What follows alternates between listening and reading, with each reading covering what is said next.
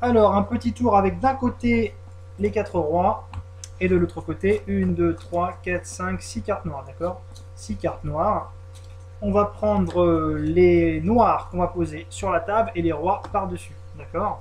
Donc on a un, 2, 3 rois et le quatrième qui sera le roi de pique, qui sera le roi à suivre. Et on a ici les cartes noires, une première qu'on va mettre sur le roi de pique, une deuxième qu'on va mettre sur ce roi-là, une troisième qu'on va mettre sur le roi de pique, une quatrième sur le roi de pique, et les deux dernières, hop, sur les deux rois. Pourtant, il suffit que je claque des doigts et instantanément, j'ai les quatre rois qui se rejoignent ensemble ici. Les trois rois disparaissent et maintenant, je n'initie plus que des cartes noires. Ok? Bon, je sais ce que vous dites. Vous dites que peut-être j'utilise trop de cartes. Alors, on va essayer de le faire avec moins de cartes. D'accord? On va mettre les noirs ici, les rois par-dessus. D'accord? Donc, les rois sont maintenant en dessous. J'ai donc dessus les cartes noires, évidemment. Dessous, j'ai les rois, par exemple le roi de carreau, qu'on va poser, je sais pas, à droite, à gauche, disons à gauche. Allez, hop, le roi de carreau. Dessus, j'ai mes cartes noires.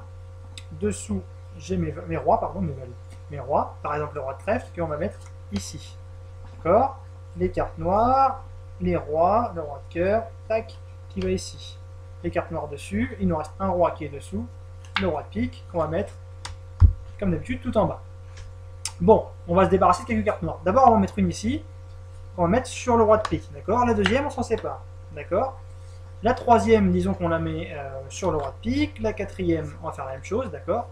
Trois cartes noires ici, et les deux restantes, on s'en débarrasse. Hop. Donc on a trois rois ici, le quatrième ici, et trois cartes noires. Pourtant, si je claque des doigts, instantanément ici, j'ai trois cartes noires, et j'ai les rois qui se rejoignent ensemble ici.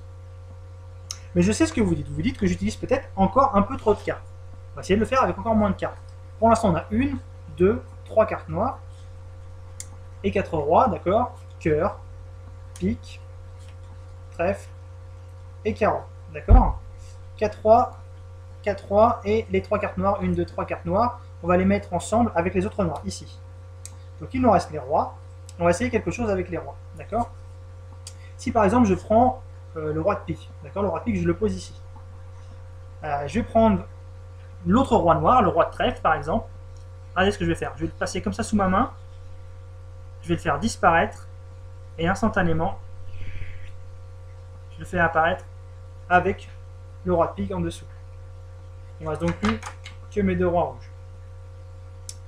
On peut essayer de faire la même chose avec le roi suivant, par exemple, le roi de carreau. Le roi de carreau, on a quoi là? On a le roi de cœur, donc le roi de carreau, je le prends, tac, hop, je le fais disparaître, j'ai plus que mon roi de cœur.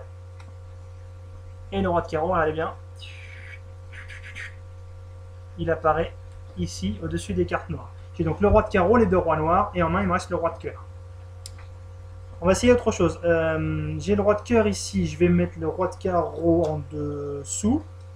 Roi de cœur, roi de carreau en dessous. Et deux rois noirs ici. On va poser le roi de cœur ici. Le roi de carreau, on va le remettre avec le pique et le trèfle. Hop. Et donc, ce qu'on va faire avec ce roi de cœur, on va juste lancer un petit geste magique comme ça par-dessus. On va retourner les noirs avec et instantanément, il va complètement disparaître. J'ai que les 6 cartes noires. Et oui, donc le quatrième roi. Il a rejoint ici ses collègues, le cœur, le carreau, le trèfle et le pique.